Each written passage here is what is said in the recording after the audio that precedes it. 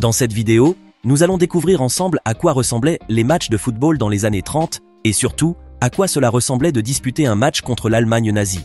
Mais pas que. Nous aurons également l'occasion de découvrir quelques vidéos anciennes, voire très anciennes, d'événements et d'incidents historiques qui ont marqué le monde, même durant le 19e siècle. Vous êtes patient de voir tout cela? Voici alors les vidéos historiques qui vont vous choquer. On commence. Lorsque vous montez dans un avion, l'une des principales consignes que l'on vous rappelle est qu'il est formellement interdit de fumer à bord. Cette interdiction n'a pourtant pas été toujours là, et ceux qui ont eu l'occasion de voyager à bord d'un avion durant les années 80 et même avant vous le confirmeront. Il existe même des photos et des vidéos où l'on voit des passagers tirer tranquillement sur leurs cigarettes, voire même se faire aider par des stewards qui les leur allument volontiers. Sachez toutefois que si certaines personnes pouvaient fumer dans l'avion, cette expérience n'était pas toujours agréable pour les voyageurs non-fumeurs ainsi que pour les membres de l'équipage, dont certains se plaignaient d'avoir l'odeur de la cigarette sur leurs uniformes, leurs cheveux et leurs effets personnels. Les malchanceux avaient même parfois la mauvaise surprise de voir leurs vêtements troués par une brûlure de cigarette. Hormis ceci, il ne faut pas omettre le fait que le risque d'incendie en cabine à cause de la cigarette était très grand aussi. Une chance alors que fumer soit de nos jours interdit en avion.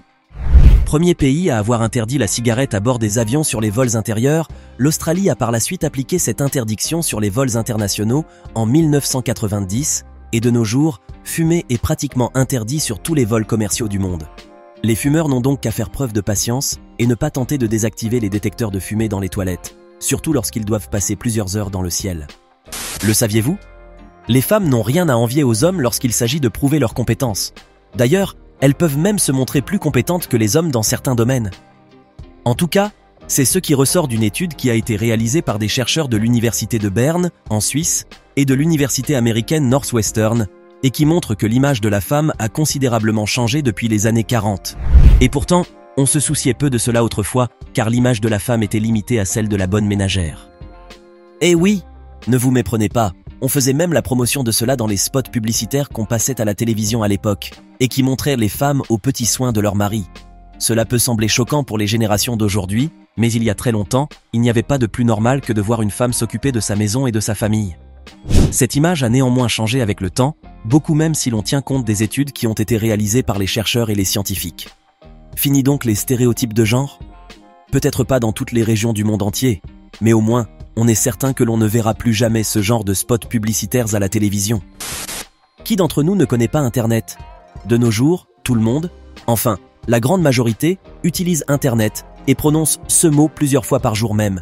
Mais il faut savoir qu'avant les années 90, ce terme était carrément inconnu de tous et qu'il a fallu attendre le milieu de cette décennie pour commencer à en parler. Dans cette vidéo qui date de 1996 et qui a été extraite des archives d'une chaîne de télévision allemande, cet homme est en train de répondre aux questions de ce journaliste qui semble désireux d'en savoir un peu plus sur Internet et sur la façon dont ça fonctionne sur un ordinateur. Cela paraissait un peu compliqué à l'époque comparé à aujourd'hui, puisque nous avons la chance d'avoir Internet tout le temps sur nos téléphones. À propos, vous êtes-vous demandé ce que signifiaient les 3 W? Pour ceux qui ne se sont jamais posé la question, voici la réponse. Les 3 W veut dire World Wide Web, autrement dit, la toile mondiale. De nos jours, nous avons souvent l'habitude de voir des gens faire la queue pour acquérir le tout dernier smartphone qui vient d'être lancé sur le marché. Mais, savez-vous que l'engouement et l'acharnement pour les nouveautés technologiques existaient même autrefois? Pas pour les smartphones bien sûr, mais pour d'autres choses, comme le montre cette vidéo de 1959 sur laquelle on voit des personnes faisant la queue devant les cabines téléphoniques pour tester les appels interurbains. Dans cette vidéo en noir et blanc qui a été prise à Londres et qui est extraite des archives de la BBC, on peut même voir le journaliste passer lui-même un appel, l'idée peut-être étant de montrer aux téléspectateurs que cette communication est désormais possible. Cette vidéo ferait rire n'importe quelle personne née au début du 21e siècle, et notamment ceux qui ont tout le temps leur smartphone à la main. Mais que voulez-vous? Chaque époque apporte avec elle son lot de technologie. Et puis, qui sait, peut-être que dans quelques dizaines d'années, les générations futures auront d'autres dispositifs technologiques et se moqueront à leur tour de nos téléphones actuels. Savez-vous quand sont apparues les premières caméras? Si vous pensez qu'elles ont été inventées au début du XXe siècle, permettez-moi de vous dire que vous avez complètement tort. En voilà la preuve. Cette vidéo a été tournée bien avant le XXe siècle, plus exactement en 1888, et il s'agirait même du tout premier film du monde. Il a été réalisé à Leeds, dans le nord de l'Angleterre, par l'inventeur français Louis le Prince, et met en vedette son fils, une amie et ses beaux-parents, qui étaient aussi les propriétaires de la maison ayant servi de lieu de tournage. Eh ben, on a du mal à croire que la caméra existait déjà à cette époque-là. Et ces gens, parés de leur tenue vestimentaire à la mode victorienne, ont l'air tout contents d'être filmés, on dirait. Dans ce clip intitulé Roundhay Garden Scene, et qui ne dure que quelques secondes, on peut les voir faire quelques pas dans ce jardin, comme s'ils suivaient les instructions de Louis le Prince, qui leur disait peut-être de bouger devant la caméra. Je me demande bien quelle a été leur impression lorsqu'ils ont regardé ce court-métrage. Beaucoup d'entre nous se sont déjà demandé un jour si la vie était autrefois en noir et blanc, comme le montrent les nombreuses vidéos prises dans le passé, n'est-ce pas? Eh bien, non. La vie a toujours été en couleur, même si l'on a parfois du mal à l'imaginer ainsi. Heureusement, il est aujourd'hui possible de coloriser les anciennes vidéos et photographies en noir en blanc, ce qui nous permet de voir à quoi ressemblait la vie d'autrefois de manière beaucoup plus nette. Regardez par exemple cette compilation de vidéos qui date de 1890 et qui montre de nombreuses villes du monde en couleur à cette époque-là. Incroyable! Il a suffi d'apporter un peu de couleur à ces anciennes vidéos pour nous plonger dans la vie d'autrefois. N'oubliez pas de cliquer ici pour vous abonner si vous aimez cette vidéo et d'activer toutes les notifications pour ne rater aucune de nos prochaines vidéos. On continue. Abraham Lincoln restera à jamais l'un des présidents qui ont marqué l'histoire des États-Unis. Au cas où vous l'ignoriez, cet homme qui a dirigé le pays de 1861 à 1865 a été derrière l'abolition de l'esclavage. Rappelez-vous aussi qu'il est mort assassiné. Son meurtre a été commis le 14 avril 1865 au théâtre Ford, à Washington, par un acteur du nom de John Wilkes Booth, pendant que le défunt se trouvait dans la loge en compagnie de sa femme et de ses invités. Son assassinat a même été représenté dans bon nombre de films comme Lincoln ou La Conspiration. Or, savez-vous qu'il existe une vidéo qui montre la scène réelle de son meurtre? Eh bien, oui. Dans cette très ancienne vidéo, on peut voir le moment où le président Abraham Lincoln a reçu une balle dans la tête de derrière pendant qu'il assistait au spectacle, comme on peut voir l'instant où son meurtrier a sauté du balcon devant le public ébahi. Lorsque l'on parle des 24 heures du Mans, on parle alors de l'une des courses automobiles les plus anciennes et les plus emblématiques du monde. Cette course d'endurance, qui comme son nom l'indique dure 24 heures, a lieu chaque année au mois de juin au sud de la ville française du Mans. Savez-vous par ailleurs que cette course vient de fêter cette année ses 100 ans? Si, cette course mythique est bel et bien centenaire. L'occasion alors de revenir sur les images de la première édition qui a été organisée en 1923. Regardez les modèles de voitures qui étaient en compétition alors. N'est-ce pas extraordinaire de voir une course de voitures avec tous ces modèles vintage? Savez-vous quand a été diffusée la toute première publicité à la télévision? Vous allez peut-être réfléchir longuement pour tenter de trouver la bonne réponse, mais la voici, je vous la donne. La première publicité télévisée est apparue à l'écran le 1er juillet 1941, plus précisément à 2h29. Elle a été diffusée par la chaîne américaine NBC juste avant un match de baseball et faisait la promotion de la marque de montres et d'horloges Bulova. Cette publicité, réalisée très simplement, montrait seulement l'image d'une horloge sur une carte des États-Unis avec pour légende « America run on Bulova time » ou « L'Amérique court à l'heure de Bulova » si on traduit le slogan en français. En tout, cette publicité n'a duré que 10 secondes. Cependant, c'était une première pour le monde de la publicité télévisée, et en particulier pour Bulova, qui est entré dans l'histoire grâce à ce spot révolutionnaire. Pour l'anecdote, l'horloger américain n'a payé que 9 $ pour le placement de son annonce. Une bien modeste somme comparée à la fortune que les entreprises dépensent aujourd'hui pour faire la publicité de leurs produits. On ne peut évoquer l'Inde sans penser au Mahatma Gandhi. Celui qui s'est fait connaître comme l'apôtre de la non-violence était connu pour ses multiples actions pacifistes à travers lesquelles il protestait à sa manière contre les lois coloniales de l'occupant britannique. Parmi ses actions les plus célèbres figure la fameuse marche du sel de 1930. Pour la petite histoire, le gouvernement britannique avait mis en œuvre une loi qui interdisait aux Indiens de récolter ou de vendre eux-mêmes du sel. De cette manière, il les obligeait à acheter leur sel aux Britanniques et de payer un impôt de surcroît. Le sel étant une denrée nécessaire dans les plats des Indiens. Et oui, il n'était pas question de manger du curry non salé. Le Mahatma Gandhi a donc eu l'idée de produire du sel et de se passer du sel des Britanniques. Qu'a-t-il fait alors? Le 12 mars 1930, lui et 79 de ses partisans ont entamé une marche en traversant le Gujarat jusqu'à la ville côtière de Dandi, où ils sont arrivés le 5 avril, après 24 jours de marche, afin de commencer la production de cet élément indispensable en cuisine. Cependant, à leur arrivée, Gandhi et ses partisans ont découvert que les dépôts de sel avaient été écrasés dans la boue par la police, ce qui n'a pas empêché l'apôtre de la non-violence d'en extraire un petit bout, symbole de défi envers les Britanniques. Mieux encore, l'action du Mahatma a fini par encourager les habitants d'autres villes côtières à produire eux-mêmes leur propre sel.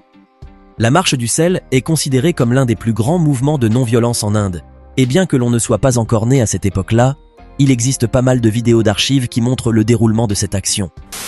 Il y a 37 ans, le monde a connu l'une des pires catastrophes de l'histoire spatiale, l'explosion de la navette spatiale Challenger. Cela s'est passé le 28 janvier 1986.